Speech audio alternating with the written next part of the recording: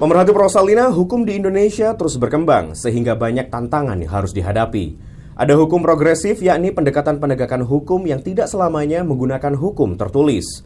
Salah satunya menggunakan pendekatan restoratif justice, yakni pendekatan yang lebih menitik beratkan pada terciptanya keadilan dan keseimbangan bagi pelaku tindak pidana beserta korban. Demikian disampaikan Wakil Kepala Kepolisian Republik Indonesia Wakapolri Komisaris Jenderal Polisi Gatot Edi Pramono usai menerima SK dosen luar biasa di Fakultas Hukum Universitas Jember. Penyerahan SK dosen luar biasa ini dilakukan di sela-sela wisuda sarjana periode keempat tahun ajaran 2021-2022 di Auditorium Universitas Negeri Jember pada Sabtu siang.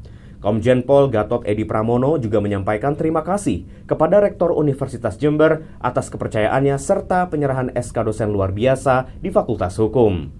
Sebagai praktisi hukum, dia bisa berbagi ilmu dengan mahasiswa dalam penegakan hukum kontemporer.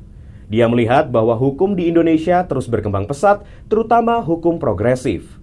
Penyelesaian kasus hukum tidak selamanya diselesaikan sesuai hukum tertulis, namun bisa juga diselesaikan di luar pengadilan. Yang jelas, tujuan hukum tidak hanya memberikan kepastian hukum, namun juga memberikan rasa keadilan dan kemanfaatan hukum bagi masyarakat. Untuk apa menghukum orang, namun orang yang dirugikan tidak menerima pengembalian barang yang dirugikan?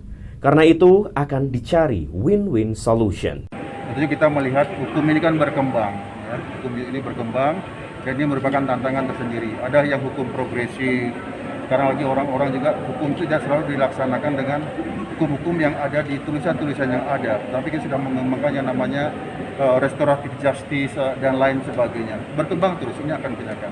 Yang penting ada tujuan hukum itu, ya, tidak hanya kepastian hukum saja, tetapi rasa keadilan, kemanfaatan hukum itu dirasakan oleh masyarakat. Untuk apa kita menghukum orang, tapi orang yang dirugikan tidak mendapat pengembalian barang yang dirugikan. Komjen Pol Gatot Edi Pramono juga menambahkan, perkembangan ilmu dan teknologi juga melahirkan kejahatan teknologi atau kejahatan tradisional yang memanfaatkan teknologi. Dengan pengalaman sebagai praktisi hukum, bisa berbagi ilmu dengan mahasiswa. Namun perlu diingat bahwa tidak semua kasus bisa dilakukan dengan pendekatan restoratif justice. Restoratif justice hanya diterapkan dalam kasus-kasus ringan dengan limitasi atau batasan-batasan tertentu. Demikian Jember hari ini, saya Rere, sampai jumpa. 101.3 Rosalina